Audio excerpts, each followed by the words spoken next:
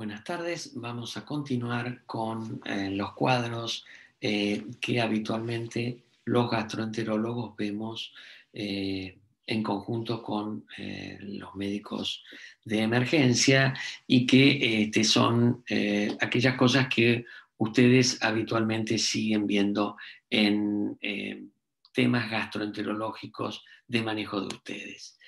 Entonces, vamos a compartir la pantalla, viendo entonces primero la hemorragia digestiva baja y después veremos colitis ulcerosa y algunas otras formas de enfermedad, como por ejemplo la atracción de cuerpos extraños. La hemorragia digestiva baja tiene una incidencia anual que está alrededor de 21 cada 100.000 habitantes, pero, por ejemplo, para los mayores de 80 años está de alrededor de 200 cada 100.000 habitantes. Tiene una mortalidad menor al 5% y es en general por la comorbilidad y no por el sangrado en sí. Y lo que es muy importante es que más del 75% de estos cuadros se autolimitan. Y el objetivo, como en toda hemorragia digestiva, va a ser la estabilización hemodinámica, el diagnóstico, la hemostasia y, por supuesto, la prevención del sangrado. Acá tenemos las etiologías más frecuentes. Abajo dice lesión de Dielafua y varices rectales, que son rarísimas. Pero bueno, la diverticulosis va entre el 30 y el 65%, la angiodisplasia le sigue alrededor de un 15%, igual que otras colitis, donde pueden estar las colitis hemorrágicas, que sea una colitis ulcerosa, un Crohn, o que pueda ser, por ejemplo, una shigelosis con compromiso mucoso. Después están las hemorroides, que a veces pueden sangrar y mucho y ser pacientes que concurren obviamente a la guardia, y eso está, fíjense, alrededor de un 12%. Las neoplasias en realidad van a ser un sangrado, pero va a ser un sangrado más crónico probablemente, no superan el 11%, y una que cada vez se ve más es la pospolipectomía, porque cada vez sacamos más pólipos más grandes, o el pedículo vuelve a sangrar o quedó una superficie cuenta muy, muy grande y el coágulo que se formó se desprende y eso sangra. Hoy por hoy quizás tenemos una capacidad de manejo mayor porque tenemos la posibilidad de ir y poner un clip. Cuando terminamos de sacar un pólipo grande, le ponemos 1 o 2 clips para que no ese vaso coagule definitivamente, y si es una superficie importante, ver qué lugares quedó con algún coagulito como para ir y poner el clip en ese lugar y que no tengamos problema de que siga sangrando. Pero igual es entre un 2 y un 7% de las causas de hemorragia digestiva baja.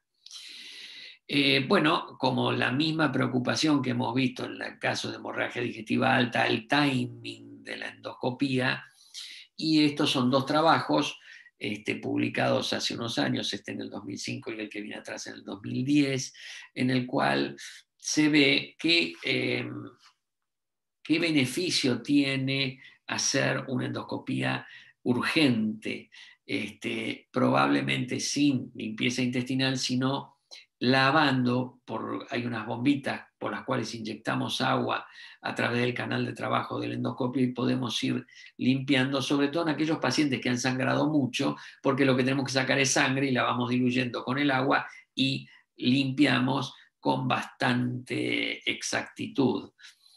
Esa sería la urgente, versus a decirles, muchachos, los 4 litros del polietilenglicol, laven el colon y pasadas las horas de la limpieza colónica, hacemos la colonoscopia. Generalmente eso es dentro de las 24 horas del ingreso del paciente. Entonces, o urgente o dentro de las 24 horas.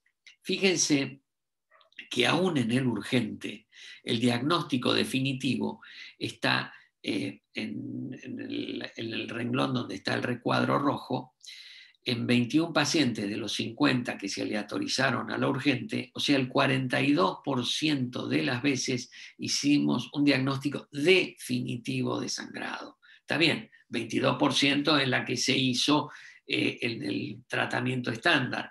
Pero si uno parte de la base que el 75% de estos pacientes para sola y no hace falta hacer más nada, uno se pregunta si el 54% del total no voy a hacer diagnóstico a pesar de apurarme a hacerlo. Fíjense que es el renglón del total de abajo de diagnóstico presuntivo, porque no vi el sitio de sangrado, 54 en la urgente y 54 en el estándar. Entonces, ¿hasta qué punto me tengo que apurar tanto cuando en el 75% de las veces esto para solo? Vale decir, el estándar es que si entra un paciente con una hemorragia digestiva baja, compensado con una, aunque tenga signos de compensación hemodinámica, rápidamente responde a la expansión con fisiológico y con las medidas habituales de atención en la guardia. Bueno, démosle los 4 litros. Si es muy difícil porque le cuesta tragar o lo que sea, pongamos una K108, la sonda finita, y goteémosle rápidamente los 4 litros de la limpieza, y a la mañana siguiente o en el transcurso de ese día, si entró a la mañana, hacia la noche o hacia la tarde, le estamos haciendo una endoscopía programada, lo cual es mucho más fácil que todo este tema del lavado. Ahora, si el enfermo está francamente descompensado y cuesta expandirlo, etcétera, bueno, ese será el que le vamos a hacer la colonoscopia urgente. Ahora, fíjense en este caso, me parece que me pasé. Sí, acá tenemos un vaso que está dando, entonces ponemos un capuchón de unas bandas elásticas como las que usamos para las varices esofágicas. Acá ven avanzando en el colon. Si se fijan, estas cositas como negruzcas son los aros de las bandas. Entonces nos ponemos sobre el divertículo, succionamos, hacemos que el divertículo quede vertido dentro del capuchón de las bandas, disparamos la banda, que es lo que estamos viendo en esta slide de acá arriba, y así queda, ¿ven? O sea, el divertículo ahora quedó vertido y quedó cerrado, entonces el vaso sanguíneo no continúa sangrando. Y en este otro, que a veces estos cuadros diverticulares son ya muy fibróticos, con un colon más rígido porque ya ha tenido episodios diverticulitizantes, entonces directamente, como ahí no voy a poder succionar el divertículo, se le ponen directamente los hemoclip como se ve acá arriba. Este es el otro trabajo del año 2010. Este es un centro que recibe hemorragia digestiva en la ciudad de Los Ángeles. En el Hospital Universitario de la Ciudad de Los Ángeles tiene un centro de hemorragia digestiva a las 24 horas, que hasta llegan los pacientes en helicóptero trasladados de otros lugares para que se le haga el seguimiento en este centro. Y fíjense que ellos, entre los 36 que hacen la endoscopía urgente y los 36 que hacen la electiva, llegan al no diagnóstico en el 22% de lo que le hacen la urgente y en el 33% de lo que hacen la electiva. O sea, ningún diagnóstico, no un diagnóstico presuntivo, que sería el que hago en la colonoscopia electiva, y tampoco la posibilidad del diagnóstico preciso en la urgente, en un 22%. Y fíjense que son en el 6% logro ver el punto del sangrado diverticular. Pero es interesante que veamos la segunda, al lado de la derecha de la imagen, porque el estudio tenía 109 pacientes. Son 109 pacientes que entraron con el diagnóstico presuntivo de hemorragia digestiva baja. Y fíjense que a 13 de estos pacientes, que en realidad es el 12% de los que ingresaron, tenían una hemorragia digestiva alta. Se les tuvo que hacer la endoscopía digestiva alta y el diagnóstico estaba en una úlcera duodenal sangrante profusamente. Entonces, siempre que entran estos pacientes con hemorragia digestiva baja, no terminemos de rotularlos como hemorragia digestiva baja, sino que fíjense que alrededor del 10% de un global, lo más probable es que tengan una hemorragia digestiva alta y no baja. En el Reino Unido publicaron en el 2018 la primera auditoría, digamos, nacional, en donde englobaron todos los pacientes que habían tenido ese año con hemorragia digestiva y para ver, bueno, las características, hemorragia digestiva baja.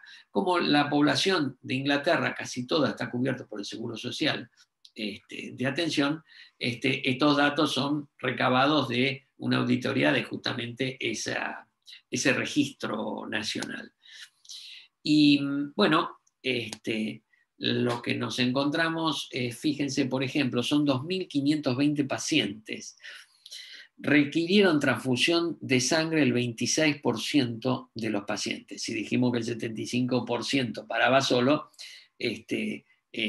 fíjense que los que requirieron transfusión es el 26%.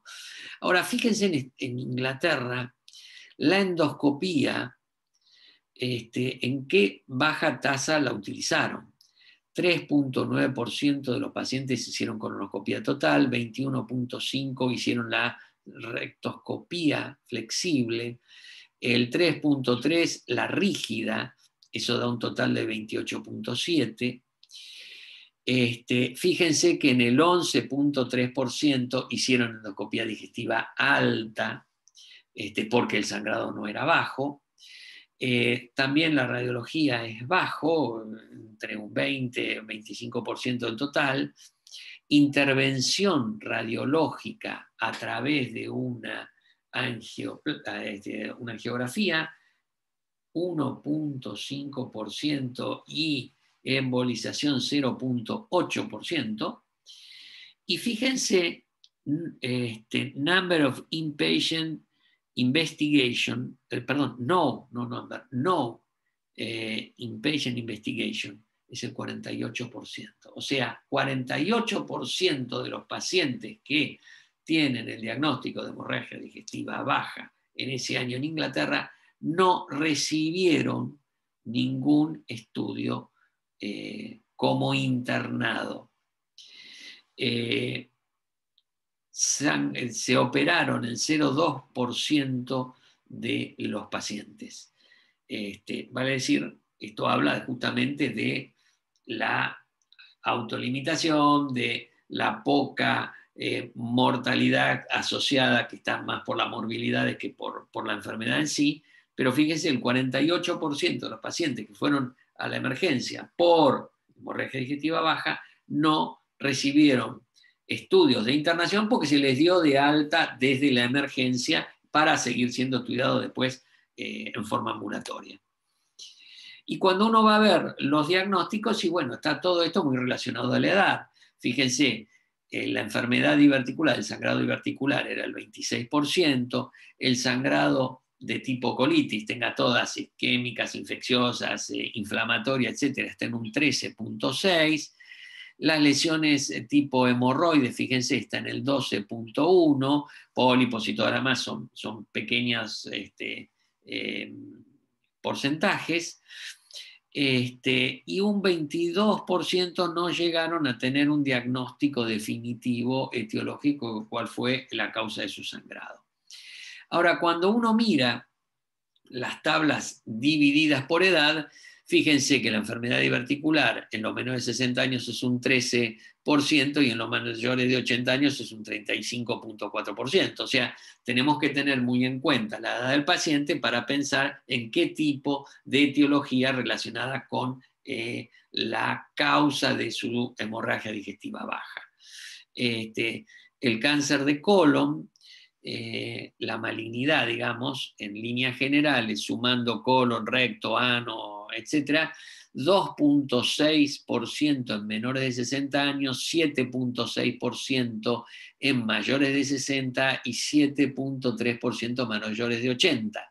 Vale decir, de arriba de 60 ya tengo que incluirlo en más en mayor medida, pero fíjense que tampoco es tan grande, al menos en Inglaterra, 7% de tumores contra 27% de origen diverticular en ese sangrado. Una, digamos, tecnología que se utilizó mucho durante la década del 80, 90, hasta quizás el 2000, es la arteriografía y la centellografía. Sin embargo, la sensibilidad, la especificidad de estas dos técnicas ha sido muy baja y hoy por hoy se usan bastante poco. Por ahí la centellografía tiene el gran hallazgo del divertículo de Meckel, como se ve en la imagen ahí. Hemos hecho ese diagnóstico en algunas oportunidades. Al inyectarle el trazador, hay que usar pertecnetato de tecnecio porque se pega a las células parietales, y si yo tengo células parietales en la mitad del abdomen, ahí no está el estómago, o sea, obviamente tengo el divertículo de Meckel y con eso hago el diagnóstico. Pero la centellografía, por más que se diga que tiene una especificidad alta o lo que sea, la verdad que hay muy pocos casos que nos ha dado realmente el lugar del sangrado. Y la arteriografía también nos pasa lo mismo, porque tiene que estar sangrando con un volumen el paciente que haga que no esté compensado, porque en cuanto se compensó es porque paró, y la arteriografía no me está dando el punto de sangrado. Hoy por hoy, la arteriografía selectiva con sustracción me permite por ahí ver el ovillo vascular, que puede ser la causa del sangrado, porque lo demás es normal, pero tampoco estoy seguro, pero es lo que más probablemente haya sangrado, porque no estoy viendo la extravasación. Sí, veo la extravasación, sí. Y acá le estoy poniendo un coil, que es lo que me permite yugular ese episodio de hemorragia. Hoy por hoy ha tomado mucho más predicamento la tomografía computada multislice, además que como técnica es muchísimo más sencilla, y la posibilidad de tener disparos tomográficos en poco tiempo y con cortes tan pequeños. Si tomamos el tiempo arterial, el arterial, capilar y venoso, es probable que encontremos con bastante más facilidad el sitio de sangrado. No lo vamos a yugular, pero sí encontrar de dónde está sangrando. Tal es así que hoy el hemodinamista que hace este tipo de estudios en el Hospital Austral, si no tiene una tomografía multislide previa de búsqueda del sitio de sangrado, no hace la arteriografía. Otra de las causas del sangrado es la colitis isquémica, y también tiene una frecuencia entre 16 y 20 casos cada 100.000 habitantes. Lo importante es tener en cuenta estas dos formas: la forma no gangrenosa, que es el 80 o el 85% de los casos y que va a tener un tratamiento médico, y la forma gangrenosa, que es de un 15 a un 20% y que tiene tratamiento quirúrgico. En este estudio de la revista este es un estudio español, Revista Española de Enfermedades Digestivas del año 2010, encuentran con que tenían casi un 60% la manifestación de hemorragia, el 33% de dolor abdominal, un 5% de diarrea, 3.57% de anemia y 1.78% lo que habían tenido era fiebre postquirúrgica. Pero esas eran las manifestaciones clínicas de estos pacientes que se habían presentado con estas colitis isquémicas. El dolor abdominal tiene una característica. El dolor abdominal es un dolor abdominal intenso. Nunca me voy a olvidar el primer paciente que vi en una guardia con una isquemia intestinal. El paciente se doblaba en dos y no podía aguantar el dolor, y uno lo acostaba y palpaba el abdomen, y el abdomen era blando. no tenía ninguna manifestación de tipo peritoneal. Y uno se dobla, pero le duele, pero es un abdomen inocente, hipotenso, sudoroso, eritro por las nubes, leucocitosis, etcétera. Bueno, placa de abdomen, dilatación de las asas colónicas, sin niveles, etcétera. Bueno, en esa época no teníamos tomografía computada. Laparotomía, necrosis, porque ya era gangrenosa y necrosis, de mesentérica superior y mesentérica inferior. Obviamente el paciente falleció en menos de 12 horas, porque no era posible ni operarlo, había que sacar el intestino delgado y gran parte del intestino grueso. Pero lo que no me olvido es el paciente con el dolor, claro, el dolor infarto abdominal, pero el vientre absolutamente blando.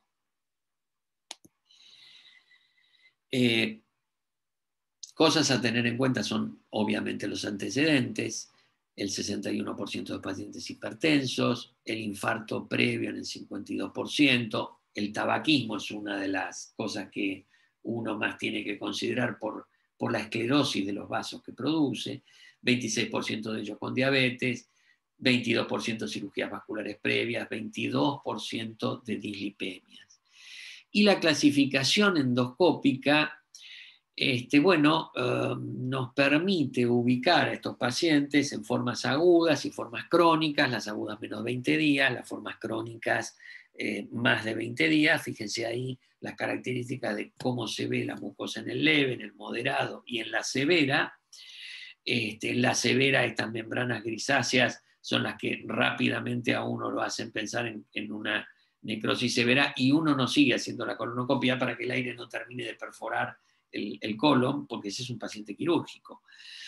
En la crónica, que tiene más de 20 días, uno al hacer el estudio va viendo un colon que no se dilata, que no tiene peristaltismo, ve estas úlceras como crónicas, como medio como profundas, rodeadas de tejido de granulación, y esos pseudopólipos que son justamente porque esa mucosa que se faceló va cicatrizando. Y el punto a tener en cuenta en estas formas crónicas es si hay o no hay estenosis, y que eso puede llevar a hacer una colonoscopia a los 6 meses para ver cómo está la luz de ese intestino, sobre todo si el paciente tiene trastornos de su ritmo evacuatorio o algunos episodios de tipo suboclusivo. Esta es la forma de colitis, ya no isquémica, sino la enfermedad inflamatoria intestinal, que quizás hoy vamos a ir viendo cada vez en mayor medida, porque está aumentando la incidencia de estas enfermedades. Y si bien son absolutamente complicadas, porque hoy existe una variable de tratamientos y de causas por las cuales voy a elegir uno u otro que hacen que uno ya haya una especie de subespecialidad dentro de la gastroenterología que se dedique a este tipo de pacientes, cada vez concurren más a la guardia en sus episodios agudos, y entonces es importante que la gente de emergencia tenga en cuenta todos los ítems iniciales, que obviamente no se los van a aprender de memoria ni mucho menos, sino que van a usar todas estas tablas como para tenerlas hasta en el celular. La clínica al ingreso, bueno, hay que pensar en la diarrea, mocorrea y sangre como el cuadro típico de una punción aguda de una colitis ulcerosa. El cuadro del abdomen agudo de fosa ilíaca derecha, pensarlo en la enfermedad de Crohn. Una de las formas, la segunda más frecuente de las formas de enfermedad de Crohn es la enfermedad del ilion terminal, que remeda una apendicitis aguda. El cuadro séptico, cuando uno está pensando en un megacolon tóxico o en una forma fulminante o muy severa de colitis ulcerosa. Y entonces utilizaré el laboratorio, las imágenes tomográficas, ecográficas, etcétera, pero no se olviden, por favor, de la radiografía de abdomen simple de pie acostado. Acuérdense que la radiografía de pie en la urgencia tiene solamente dos utilidades muy importantes. Una es los niveles para los cuadros oclusivos y suboclusivos, y la segunda, la búsqueda del aire debajo de las cúpulas diafragmáticas que me esté indicando una perforación. Pero si yo estoy pensando en un megacolon tóxico o quiero descartar lo que el enfermo que entra con una pusea aguda muy severa o fulminante de una colitis ulcerosa no tengo un megacolon tóxico, necesito la placa de abdomen simple acostado, porque es la que me permite ver que la diámetro o la dilatación de ese transverso no supere los 55 milímetros, y eso es muy fácil de medir con los cuerpos vertebrales lumbares. Más o menos mide alrededor de 5 centímetros, y un poco más que un cuerpo vertebral, ya tengo que estar pensando que, ojo, que puedo estar frente a un megacolon tóxico. Hay una clasificación que, por un lado está la de Montreal y la otra de París, que hablan tanto de la extensión como de la severidad. Graciosamente, Montreal no la hace tan importante en la extensión, que habla de 1, 2 y 3, mientras que París habla de 1 a 4, y a su vez la severidad para Montreal es de 0 a 3 y para París es 0 o 1. Bueno, uno puede utilizar una u otra. La diferencia en extensión entre Montreal y París es que para Montreal todo lo que sea proximal al ángulo esplénico ya es extensa. Y París dice, no, hasta el ángulo hepático es extensa, y si pasa el ángulo hepático y vas al ciego es pancolitis. Bien, o no es severa o es severa, y para Montreal todavía sigue dividiéndola en leve, moderado, severa. En realidad la forma leve no va a ser una forma que nosotros vamos a internar, sino que va a ser una forma ambulatoria, pero la moderada y la severa obviamente sí que van a ser las que vamos a necesitar internar. Esta es una de las clasificaciones más útiles para la gente de emergencia, que la vieja clasificación de Trulla-Witz es del año 55, pero sigue teniendo eficacia, que está dividida en el número de deposiciones, si hay o no sangre en las deposiciones, la temperatura del paciente, la frecuencia cardíaca, hemoglobina y eritro. La leve tiene menos de 4 deposiciones, la grave tiene más de 6, y entonces no hace falta buscar la moderada, es leve o severa de acuerdo a esta numeración. Sangre en las deposiciones escasa o abundante, la temperatura sin fiebre o arriba de 37,5, frecuencia cardíaca sin taquicardia o con taquicardia, eso hace de leve a severa, hemoglobina por debajo de 10 en la grave, no en la leve, y la eritrosedimentación, que va a estar acelerada en la forma grave.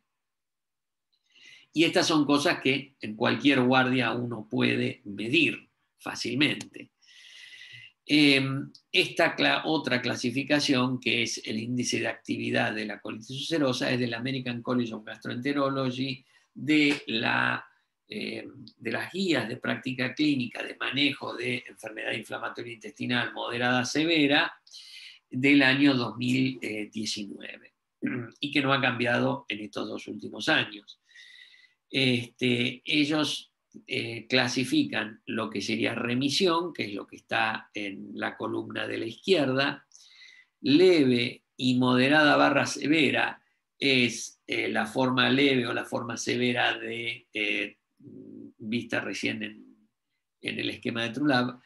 Y la fulminante es, digamos, una agregada a la clasificación que vimos recién. Si nosotros venimos a la de Trulla-Witz, fíjense que leve y grave son las mismas que ustedes van a tener en leve y moderada severa. En las actuales, a la eritro se le agrega la PCR, que va a estar elevada en las formas leve, moderada, severa y fulminante, y la calprotectina fecal, que no existía en la época de Trulla. Y que es un parámetro muy sensible para hacer diagnóstico cuando está arriba de 150 a 200, dependiendo de la sensibilidad del laboratorio, pero si ustedes tienen una calprotectina por arriba de 200, tienen actividad inflamatoria en una enfermedad inflamatoria intestinal. Abajo ponen el subscore de Mayo y el subscore de U6, a los cuales en realidad los voy a pasar medio rápido. El score de Mayo es el más utilizado internacionalmente en todo lo que sean series evolutivas y todos los protocolos de investigación, de tratamiento de la enfermedad inflamatoria intestinal, con toda la droga que hay ahora nueva, todos van a tener score de Mayo que diga. ¿Por qué? Porque todos usan el mismo score de Mayo y entonces todos podemos decir, es un Mayo 3, y entonces uno ya sabe que es un enfermo en el horno, severo. Fíjense que el Mayo les va a dar la frecuencia, lo que tiene la frecuencia evacuatoria, la presencia de sangrado, las características del sangrado, y después tiene un subscore, se llama subscore porque es el endoscópico, que puede o no estar en el score de Mayo. En el score de Mayo clínico obviamente no está, pero si ya le hicimos el estudio endoscópico, se agrega este subscore, que lo divide en estos 4 grados. Y por último, también algo bastante, no digo, es inespecífico en el sentido de decir depende de cada médico, la evaluación clínica, la impresión diagnóstica que tiene el clínico de ese paciente, que le parece que está levemente enfermo, que le parece que está severamente enfermo. Pero eso es muy subjetivo, es la evaluación global o cómo lo clasificaría globalmente el médico tratante a su paciente. Pero eso depende del médico tratante. A diferencia de esta clasificación de Mayo, que ya le digo que es la más usada, esta clasificación llamada U6, Ulcerative Colitis Endoscopic Index of Severity, tiene la característica que divide 3 cosas. Cómo es el patrón vascular, cómo es el sangrado que se ve en la endoscopía y la presencia de erosiones y úlceras o la ausencia.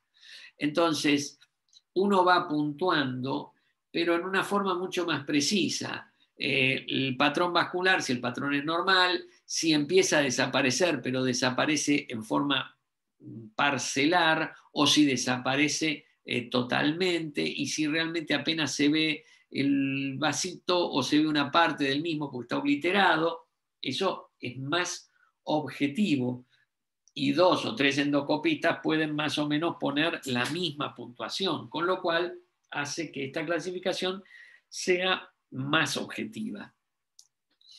Lo mismo la presencia de sangre en la mucosa. Una cosa es que uno vea intraepitelial y otra cosa es que uno vea la sangre fluir francamente por el endoscopio.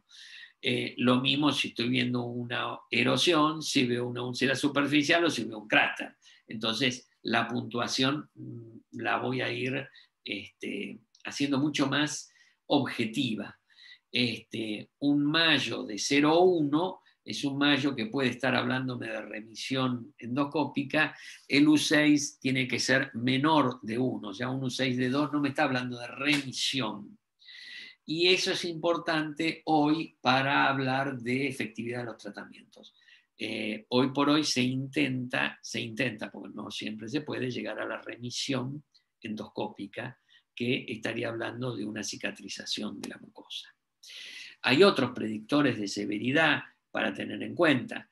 Sí, bueno, ya hablamos, por ejemplo, los últimos abajo, la coloscopía, las ulceraciones profundas, pero hablamos del diámetro colónico mayor de 55 milímetros en la radiografía, y el hecho de que una vez que instituimos el corticoide, que es el tratamiento inicial de una forma aguda que ustedes están internando, la presencia de taquicardia y fiebre después de 24 horas, o sea, parecería que empieza a responder mal, que no bajen las deposiciones después de 3 días de tanto de corticoides, que la PCR siga elevada, que tenga ataques anteriores, o sea, aquel paciente que a lo mejor ya es el 3er episodio de reagudización de su enfermedad en 1 año y medio, que haya recibido otras veces previas así esteroides para tratar de controlar la enfermedad.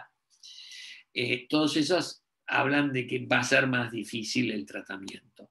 Entonces, ustedes entre el paciente tiene una forma moderada, severa o fulminante en la evaluación que ustedes le han hecho, y ese paciente lo tienen que internar, ponerle una vía, pedir, ya hablamos de la eritro y la PCR, pero también tenemos que descartar la presencia del Clostridium difficile. ¿Por qué? Porque es una de las causas más frecuentes de recidiva de una colitis ulcerosa que hasta ese momento parecía venir bien controlada. Dentro de las 24 horas de que el paciente ingresó, se le va a hacer, acá dicen rectosigmoidoscopía. Bueno, nosotros la rectosigmoidoscopía en realidad hacemos colonoscopía. La colonoscopía la haremos 30, 40 centímetros si vemos que la forma es severa. ¿Por qué? Porque en las formas severas es peligroso hacer la colonoscopía hasta ciego, podemos perforar por el aire o tener enfisema subcutáneo del colon, que se va a manifestar también en un llover radiológico cuando uno le hace la placa de abdomen, y uno dice está perforado, y no es que esté perforado, pero si tiene un enfisema de la pared del colon es prácticamente lo mismo que estuviera perforado. Por supuesto, las radiografías para descartar la presencia de megacolon tóxico, o sea, el estudio de las 24 horas es para ver severidad en la colonoscopía. Si la severidad es muy alta, veo la parte final, tomo algunas biopsias que me confirmen y me rajé. Si la enfermedad parece más leve a moderada, podría intentar hacer una colonoscopía a ciego y tener la extensión, etcétera, de la enfermedad. Y después, bueno, evaluar ya de entrada, empezar a contar el número de posiciones, si son con sangre o sin sangre, cómo está el examen físico del paciente, cómo viene su compensación en sus signos vitales y, por supuesto, pedir la PCR junto con la eritro y descartar la presencia del Clostridium. Entonces, a ese paciente le voy a hacer tratamiento médico de 3 a 5 días, que es el famoso esquema de TrueLab, del que vamos a hablar ahora en un ratito. Y acá dice, si no hay respuesta, consulta a cirugía. En realidad uno puede consultar a cirugía prácticamente al inicio, cuando el paciente ingresó, de la misma manera que llama al gastroenterólogo para el seguimiento de este paciente. Pero esto de 3 a 5 días de tratamiento médico viene de la época en que solamente teníamos corticoides y entonces se le hacía el corticoide a los pacientes durante 3 a 5 días y si no había una respuesta había que empezar la cirugía. Hoy por hoy tenemos puentes que son la ciclosporina o el infliximab, que nos permiten tratar de frenar la enfermedad y en ese caso no requerir una colectomía de urgencia. No se olviden que la cirugía en esto es solamente la colectomía. Y por supuesto tener siempre en cuenta que si hay un sangrado refractario, si hay un megacolon tóxico o si tenemos signo de perforación, obviamente ya el paciente pasó a ser quirúrgico. Entonces, la forma fulminante o la forma severa, incluso yo les diría que la moderada hacia severa, bueno, el paciente es internado y se le pone esteroides por vía parenterales, porque, digamos, uno tiene que frenar la enfermedad. ¿Qué es lo que pasa? En el 90% de los casos ustedes consiguen frenarlo. Si ustedes consiguieron frenarlo, entonces después el paciente se va a ir con corticoides por vía oral y como no lo puedo dejar como tratamiento con corticoides, iré sacándole progresivamente los corticoides, después hay una imagen que muestra cómo se bajan, e iré aumentando progresivamente la mesalazina, que va a ser el tratamiento con el que va a quedar el paciente. Eso es en el 90% de los pacientes. Hay un 10% de pacientes, a un 15% de pacientes, que no van a responder de esta forma y voy a tener varias opciones en base a la respuesta con corticoides. Tengo el paciente que respondió a los corticoides, pero cuando yo le quiero bajar la dosis, el paciente reactiva la enfermedad y ese paciente se llama corticoideo dependiente, porque está controlado si tengo el corticoides y si no, no. Pero hay pacientes que no responden al corticoide tampoco, y entonces ese va a ser corticoide refractario. Esos pacientes que eran corticoides refractarios eran quirúrgicos antes, y el que es corticoide dependiente tiene un puente transitorio a su normalidad, que es dejarlos con el corticoide e ir dándole azatoprine o 6-mercaptopurina, que se va a ir llevando a la dosis 2,5 más o menos por kilo de peso, la dosis a la que hay que llegar, y hay que mantenerlo durante unos 3 meses a esa dosis para empezar a bajar el corticoide y dejarlo ya con el inmunomodulador como tratamiento. Ese paciente que responde a este tratamiento, le termino sacando el corticoide y ese ya no le voy a dar mesalazina, va a tener que seguir con la azatoprina. En cambio, el paciente que no me respondió al corticoide después de 5 días o no se lo puedo bajar de los 40 miligramos y es ya un corticoide resistente, tendré que utilizar la ciclosporina o un biológico como el infliximab para no tener que llevar una colectomía de urgencia. En esta forma siempre le voy a administrar heparina profiláctica. Si tiene el Clostridium difficile, ni hablar, vancomicina oral o metronidazol si no consigo la vancomicina oral. No le voy a dar antibióticos de amplio espectro a estos pacientes por el riesgo de exacerbación de un Clostridium difficile. Si está prácticamente digamos, descompensado, no le voy a hacer alimentación parenteral en ese momento, sino esperaré hasta que esté en condiciones. Y voy a iniciar el tratamiento con hidrocortisona, 100 miligramos, 3 a 4 veces al día, o metilprednisolona, 60 miligramos. ¿Tiene respuesta? Perfecto. ¿No tiene respuesta? Bueno, pensar en infliximab y la ciclosporina. Si responde al infliximab, voy a continuar con el infliximab. Si responde a la ciclosporina, como no le voy a dejar la ciclosporina como tratamiento definitivo, aunque le puedo dar por vía oral, voy a pasarlo a la azatoprina. Entonces el enfermo respondió al endovenoso, le paso a vía oral y después en el tiempo voy a seguir con la azatoprina, también lo tengo que tener 3 meses con ciclosporina para poder pasarlo a la azatoprina. También tengo la posibilidad de utilizar un biológico después de la respuesta a la ciclosporina, y hoy por hoy se habla de usar el vedolizumab porque en la forma de colitis ulcerosa el vedolizumab es de acción totalmente sobre el colon, no tiene una acción sistémica y entonces tiene menos efectos secundarios y podría ser el tratamiento definitivo de este paciente que respondió a la ciclosporina. ¿Cuál es el inconveniente ciclosporina biológicos? El inconveniente de ciclosporinas biológicos es el precio. Si la ciclosporina está en... esto es al aire, no sé exactamente los valores hoy, pero si la ciclosporina está en un valor de 2.000 pesos, la azatoprina estará en un valor de 1.000 y el infliximab en un valor de 150.000. Entonces, obviamente, esos valores son los que hacen que uno tenga que pensar cuál es la posibilidad que tengo en el lugar donde estoy trabajando y la posibilidad que tiene el cuero del paciente. Pero también tengo que pensar en que de repente el usar la ciclosporina tiene complejidades que están relacionadas a que es un medicamento que se usa habitualmente en pacientes trasplantados. Entonces, ya no es una medicación del vademecum de todos los días.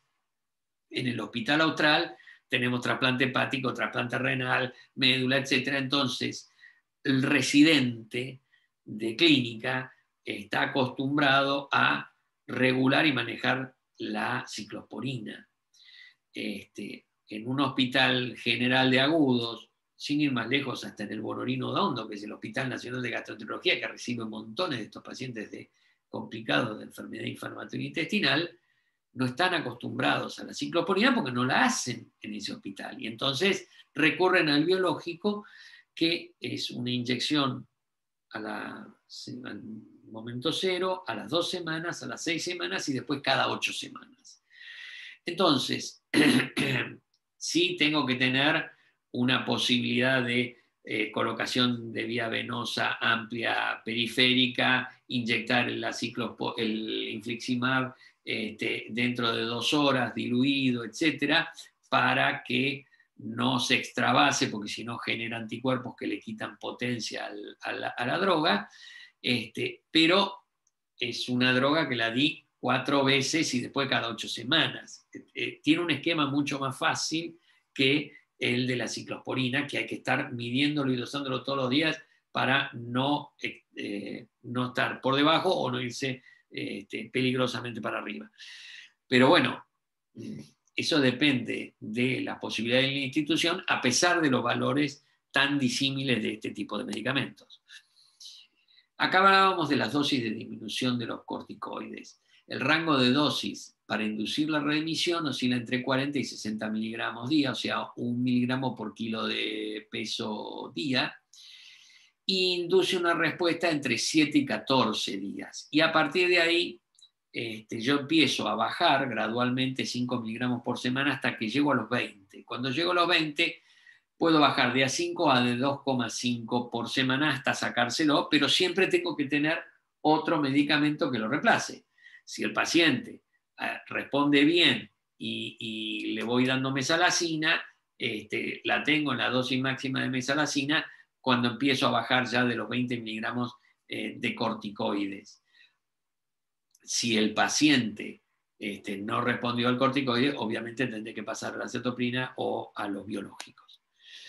Esta es una pequeña guía que les pongo para que la tengan de cuando ustedes evolucionan esos 3 o 4 días al paciente, que a lo mejor está en observación o internado en zona de emergencias hasta que pasa a internación general, cuál es el porcentaje que tienen de riesgo de que le falle de acuerdo a la característica. Por ejemplo, si tiene, qué sé yo, más de 9 deposiciones, eso da un puntaje que el 85% de las veces no van a responder al tratamiento. Obviamente eso después del tercer día, ¿no?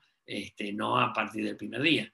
Entonces, cuando uno va sumando este puntaje, tiene la idea de cuántos van a responder. Obviamente, si el total es entre 0 y 1, el 11% va a fracasar, pero en cambio, si estoy por arriba de 4, el 85% de los casos me va a fracasar este esquema inicial y ya tengo que estar pensando en con qué sigo con el paciente.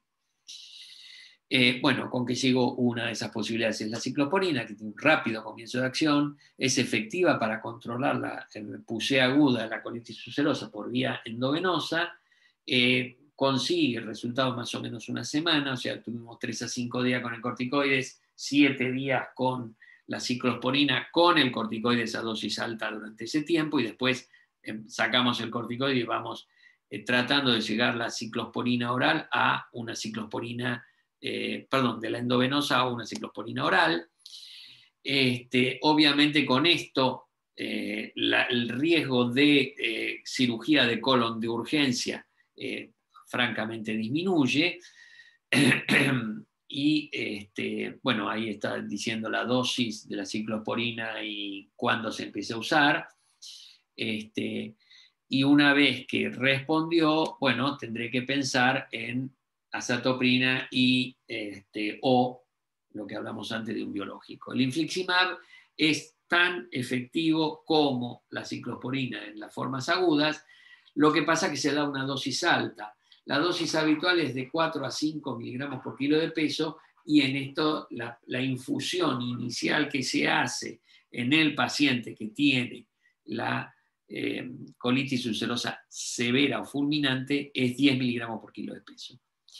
Ya en el trabajo inicial de los suecos en la década del 90, cuando apareció inicialmente el infliximab, en el grupo de los pacientes que se le hizo una dosis, aun cuando después no se siguiera el esquema completo, que es una en la fecha 0, a las 2 semanas, a las 6 semanas y después cada 8 semanas, disminuyó ya en esa estadística de 76% de pacientes que requirieron colectomía de urgencia, los que se utilizaron como grupo control, a un 50% los que recibieron el infliximab, lo cual ya está hablando de una disminución quirúrgica importante. Ojo las contraindicaciones de los biológicos, y como el infliximab genera anticuerpos porque el 25% es murínico, o sea, de ratón, o sea, no es 100% humano, se le da la azatoprina inicialmente los primeros meses para disminuir la inmunogenicidad del infliximab y que se generen menos anticuerpos y que dure mucho más tiempo la posibilidad de usar el azatoprina. Y ya les digo, la efectividad es comparable a la de la ciclosporina. Hoy por hoy tenemos una gama enorme de biológicos como el infliximab, adalimumab, golimumab, vedolizumab, ustekinumab, tofacitinib. Todos estos ya a la Argentina han llegado. El ozanimod es el último que acaba de aprobar la FDA hace 3 días. Estos 2 últimos ya son por vía oral. Y existe en el mercado cada vez más los llamados biosimilares. El biosimilar es un biológico hecho por otro laboratorio, aprovechando que ya está aprobado por las agencias regulatorias y tienen todos los trabajos hechos, etcétera. Estos biosimilares que tienen las mismas características que el original vendría a ser una especie de genérico, como requiere mucho menos investigación para demostrar su eficacia, porque ya la demostró el otro, su valor es significativamente más barato. No acá, que es solamente un 30 o un 20% más barato. En países como en Inglaterra o en Polonia, en donde la población está cubierta por el sistema de salud del país, es muy importante contar con drogas que disminuyan un 30 o un 50% el valor. Ahora, estos biosimilares no es como el genérico que lo hizo el laboratorio del doctor Pascual acá a la vuelta en un pequeño galpón, sino que hay que tener, para hacer un biológico hay que tener una tecnología de elaboración muy sofisticada y, por ejemplo, con el original de infliximab lo tiene Janssen y el biosimilar es de Pfizer. O sea, me refiero, son laboratorios con envergadura, no es cualquier laboratorio el que lo hace. Por supuesto que al principio generó una enorme resistencia porque cómo esta era la droga original y esta realmente va a ser igual y no me están vendiendo buzones. Y con el tiempo es hasta irónico porque hoy por hoy hay un biosimilar al infliximab que es 100% humano. Vale decir que no genera la antigenicidad que genera el biológico original. Y entonces es como que es más seguro. El biosimilar tiene la misma eficacia clínica, pero tiene mayor seguridad porque genera menos antigenicidad que la droga original. Entonces esto está trayendo toda una revolución dentro de la industria farmacéutica. Acá es un pequeño esquema que para que tengan en cuenta, no ustedes, sino porque nosotros tenemos que estar pensando qué usamos en cada paciente. Hay que tener en cuenta las rutas de administración. No es lo mismo estar dando una azatoprina por vía oral que tener que dar un infliximab por vía endovenosa en un hospital de día, digamos, o centro tipo lugar de infusión oncológica, porque no se tiene que extravasar, porque hay que pasarlo en 2 horas, porque hay que darle un antialérgico para las reacciones, o sea, es como si hacer una quimioterapia, entonces tiene su envergadura. Y de repente el adalimumab, que es otro de los que figuran ahí, será subcutáneo. Entonces tendré que ver qué características, en qué momento de la evolución del paciente, como para pensar en voy a estar con uno o voy a seguir con otro. También la velocidad de la respuesta a la inducción de la terapéutica. Por ejemplo, hoy o hasta hoy, en los cuadros agudos es el infliximab el que se usa. El vedolizumab es de acción pura y exclusivamente colónica. Tendría menos efectos secundarios, pero la respuesta inicial no es la misma y no hay trabajos que confirmen su eficacia en el agudo recién internado, y entonces obviamente me voy a manejar con el infliximab. Fíjense el siguiente renglón, potencial inmunogenicidad o la necesidad de combinarlo.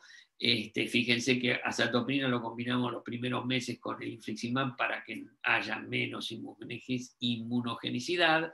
Todos ellos pueden tener efectos colaterales, incluido el cáncer, el riesgo de cáncer.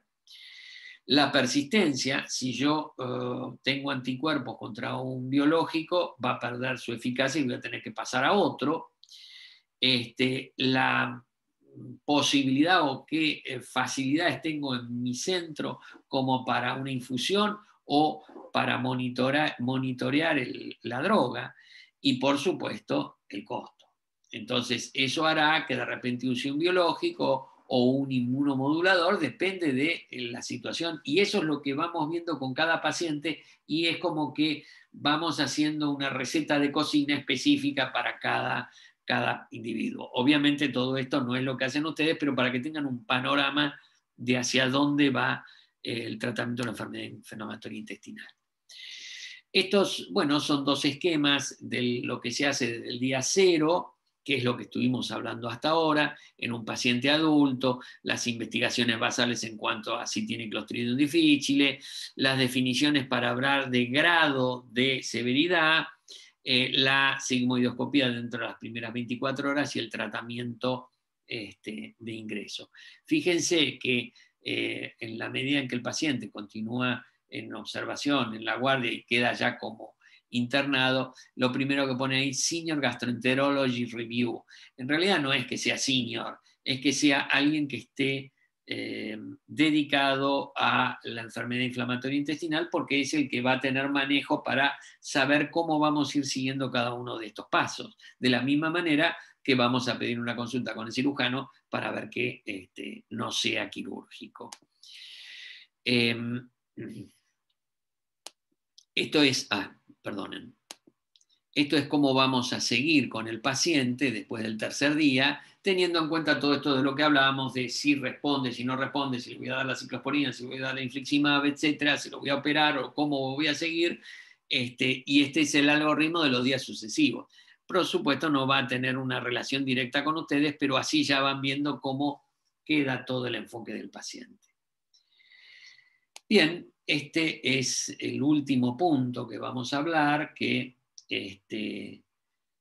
es algo que ustedes ven habitualmente en la guardia, que es una de las causas por las cuales se corta el sueño de los gastroenterólogos en su casa, en la guardia pasiva, que es la guía para el manejo de la ingestión de cuerpos extraños.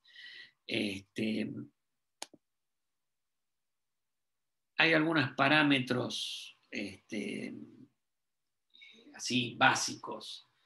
Menos del 1% requiere intervención quirúrgica. La mayoría son en población pediátrica. Entre los 6 meses y los 6 años parece que la boca es la guía exploratoria del chico. Y bueno, los adultos, los psiquiátricos, retardados mentales, los que están alcoholizados, el que lo hace intencionalmente y por supuesto los distraídos. Odiaba tener que ir a la 1 de la mañana a sacar un hueso de pollo o de una espina de pescado de algún atolondrado que comió de cualquier manera y se tragó la espina. Y por supuesto hay grupos de riesgo como los pacientes desdentados o los que tienen prótesis dentales, porque bueno, el paciente desdentado mastica mal y de repente se tragó un cacho de carne que queda atascado ahí, hay que sacarlo, y el de la prótesis dental porque más de una vez tenemos que sacar prótesis. El manejo general, bueno, el manejo general es de una endoscopia urgente, especialmente si se trata de un objeto punzante. Alguna vez he tenido que sacar un escarbadiente del esófago, o una pila en el esófago. Es importante la prevención de la broncoaspiración, porque el paciente, si está obstruido, no pasan sus secreciones, no pasa su saliva, y además tiene cialorrea. Y entonces el riesgo de aspirarse es muy importante. Y por supuesto, si hay un cuerpo extraño en el esófago, hay que sacarlo entre las 24 horas. Un pedazo de carne atascada en el esófago por más de 24 horas, la lucha del esófago para sacársela de encima, hace que eso cada vez se consolide o se pegue más, y la posibilidad de erosión por decúbito e incluso perforación va aumentando con las horas. Entonces, cuanto más tiempo pasa, más difícil es sacarlo y más riesgo de perforación de esófago hay. Yo tengo una perforación de esófago que por suerte fue mínima y que no requirió cirugía en un chico de 14 años, que después de 24 horas y de que nadie se lo quería sacar porque se iba a perforar, el último pavo que quedó para sacarlo fui yo, y cuando logré sacar, era un pedazo de milanesa, lo logré sacar y extraerlo, cuando se despierta de la anestesia se despierta con un dolor bárbaro que yo dije, ¿qué pasó? Esto no es normal. El anestesista le hizo un analgésico, el chico se fue despertando, se despertó totalmente bien y no le dolía nada, pero a mí no me había gustado la reacción inicial del chico. Entonces lo llevé a rayos y una vez que estaba bien despierto, y le hice tomar un trago de trillosón gastrointestinal, y en la radiografía se veía como una pequeña línea al costado del esófago, que dije, esto está perforado. Entonces interné al chico, lo puse con hidratación parenteral, antibióticos, y lo dejé en observación. En esa época empezábamos a tener tomógrafos, era un tomógrafo inicial, un tomógrafo muy, no digo rudimentario, pero un tomógrafo nada que ver con los actuales. Y a la tarde le hice una tomografía y tenía aire del color que le pidan en el retroperitoneo, en el espacio mediastínico, hasta se veía aire en el cuello. Sin embargo, cuando uno lo revisaba no tenía crepitantes ni nada que indicara, sino que era la imagen tomográfica. Lo llamo al cirujano, el cirujano me dice, yo no voy a operar a un chico que está estable a las 10 de la noche de un sábado de esófago con gente de urgencia, digamos, técnico de urgencia, instrumentador de urgencia, etc. Y lo fuimos a ver a las 8 de la mañana, estábamos el jefe de clínica, el cirujano y yo revisándolo, y el chico estaba perfecto. Y entonces decidimos mantenerlo con hidratación parenteral, antibióticos y observación, porque a un chico que estaba perfecto, hacerle un esofagostoma cervical era realmente una cosa medio, parecía demasiado grande. Eso fue un sábado. El jueves le hicimos un pequeño trago de trillosón de nuevo, no se veía que saliera del esófago, nos quedó pintado el esófago, aprovechamos para poner una K108 de espacio, que progresamos al estómago, y lo dejamos 4 días más con alimentación enteral, ya le pudimos sacar la vía, no hizo fiebre, no hizo ninguna reacción ni nada, tomografía computada a la semana, muchísimo menos aire ya en todos lados, obviamente empezó a comer de nuevo por boca y zafamos de la cirugía. Pero había estado más de 24 horas la milanesa clavada en el esófago. Acá tenemos esto del impacto de bola de comida, distrés severo o incapacidad de manejar las propias secreciones, por lo que les decía de la celorrea.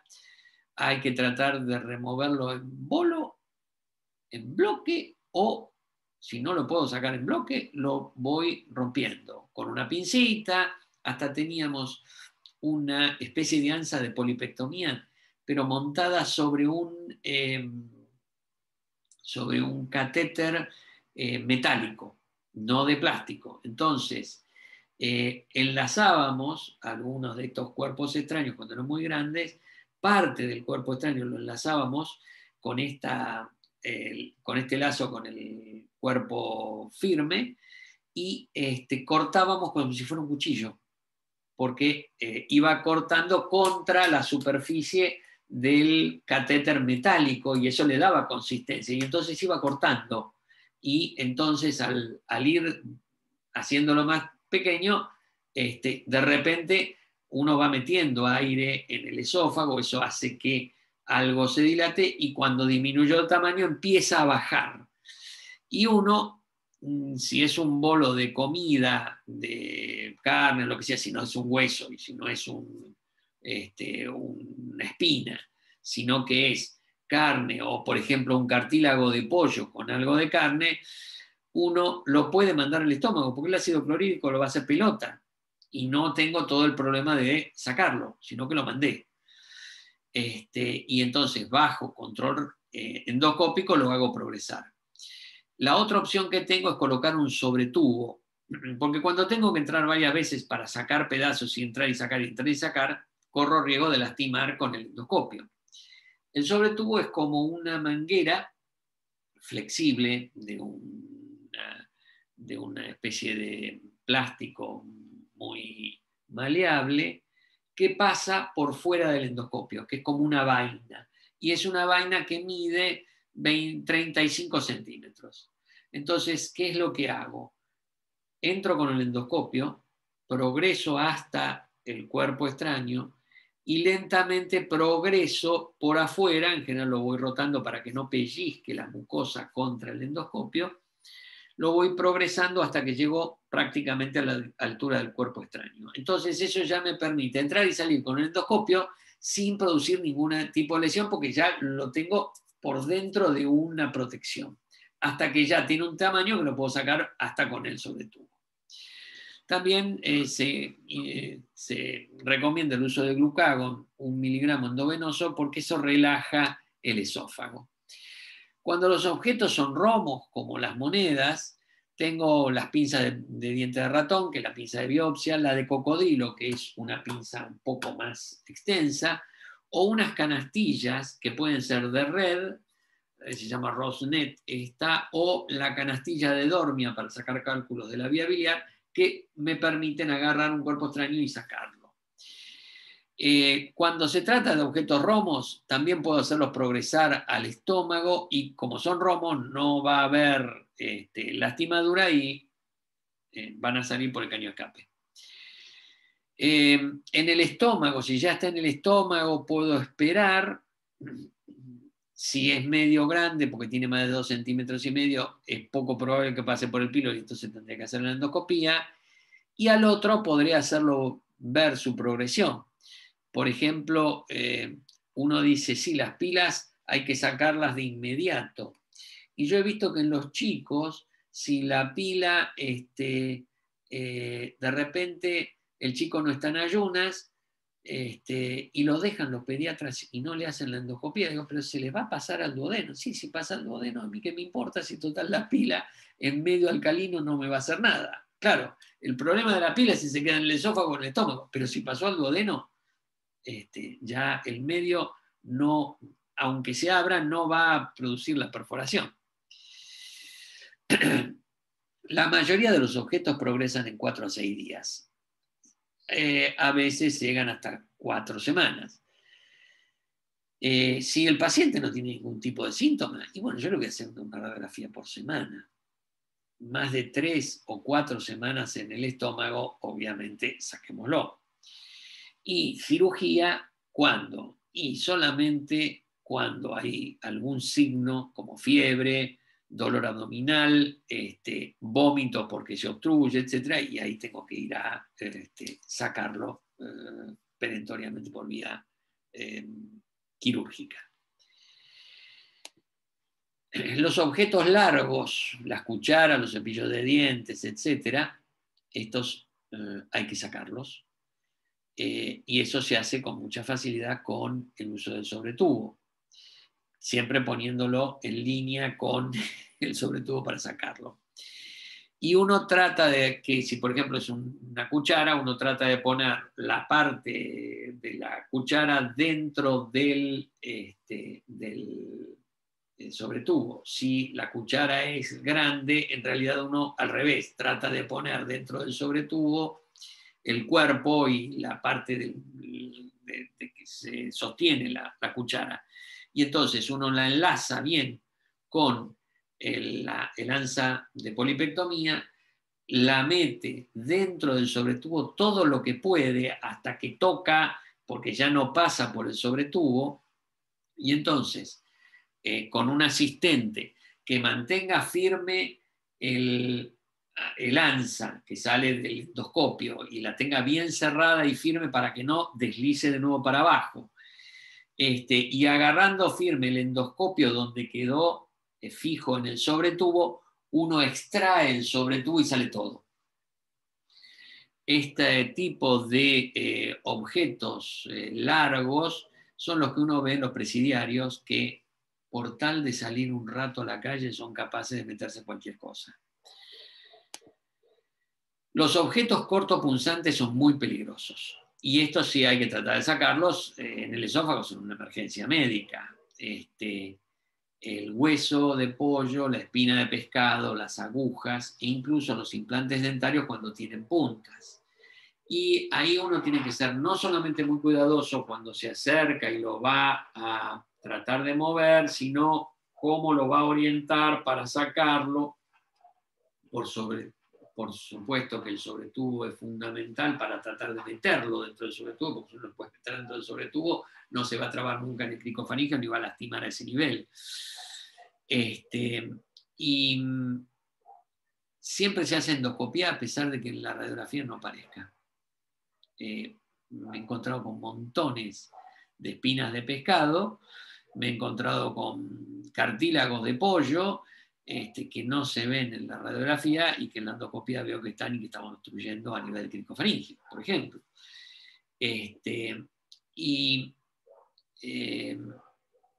Otra de las cosas es tratar de orientarlos. Siempre me acuerdo de un par de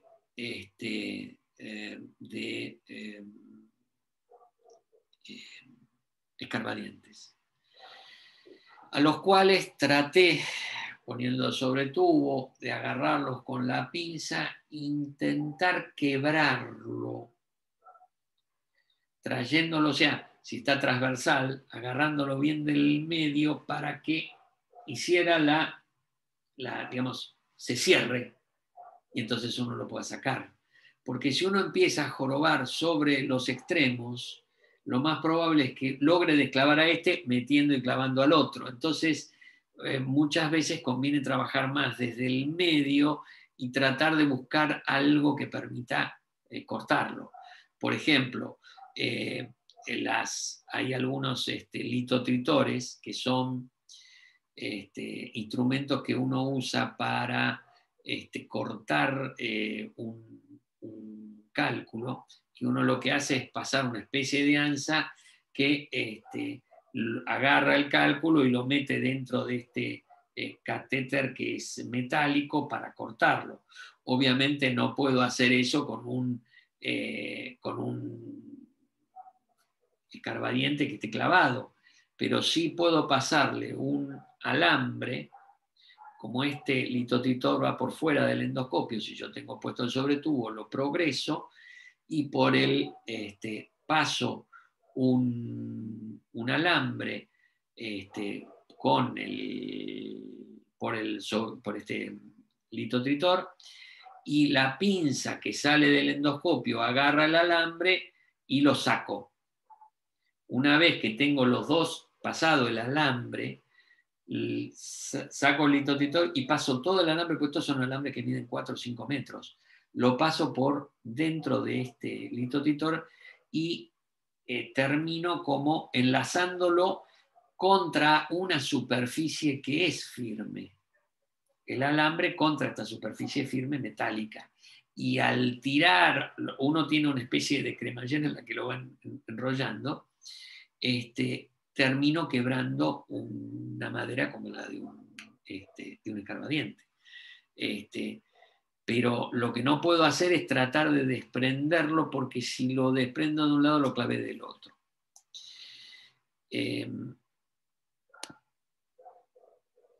Acá está lo que hablamos recién, orientar la punta del objeto hacia atrás durante la extracción. Por ejemplo, si es de una cuchara, la pongo más hacia distal. Si se trata de una punta, la meto dentro si puedo, la meto dentro del sobretubo. Si pasó el duodeno proximal, lo tengo que ir siguiendo con radiografías.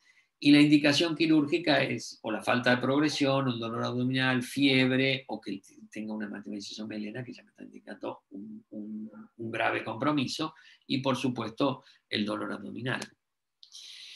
Las pilas y las baterías siempre son una urgencia en el esófago por la posibilidad de necrosis, por licuefacción y perforación. Si no la puedo progresar para sacarla, que ahí es donde tengo que tratar de poner el sobretubo, no tengo instrumentos como para que no se me trabe en el cricofaringio, en el peor de los casos la progreso al estómago y trato de que pase el píloro, porque ahí ya después la voy a sacar por el caño de escape. Por supuesto, el tubo, el sobretubo, y si se trata de un chico, intubarlo. Si salió del esófago, ya no necesito extraerlo, porque enseguida va a pasar por el estómago, salvo que se me quede en el estómago más de 24 horas. Y por supuesto lo voy siguiendo con radiografías. Y por último, los paquetes con narcóticos. Esto es lo más peligroso. En realidad son paquetes de droga que meten dentro de preservativos y se los tragan y los tienen en el esófago y después los largan por el caño de escape, o se los van metiendo por el ano y después los largan. El grave problema de esto es que se perfore, porque si llega a perforar una de estas bolsas, la absorción de la droga es una dosis que es mortal. Y estos nunca se sacan con un endoscopio, porque el riesgo de que al agarrarlo lo perfore. Entonces, si esto no sale por la vía natural en forma normal, hay que operarlo. Porque el grave problema es que la bolsa se rompa dentro de, como ellos llaman, la mula, que es el que transporta estos paquetes de droga. Bueno, con esto más o menos hemos hecho un panorama de lo que es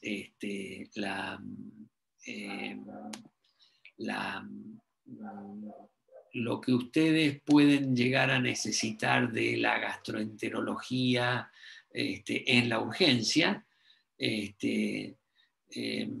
Las otras urgencias que tengan que ver con el tubo digestivo, como la litiasis, como el apéndice, como la diverticulitis, etcétera, también son de resorte del cirujano, y entonces no somos nosotros, el gastroenterólogo clínico endoscópico, el que lo ve, sino que la guardia lo ve con los cirujanos, y eso supongo que lo tratarán en otras charlas. Pero las que directamente el el médico de emergencia nos va a llamar a nosotros para que veamos en conjunto, son este tipo de patologías las que hemos estado hablando en la otra clase guionista. Muchas gracias, buenas noches.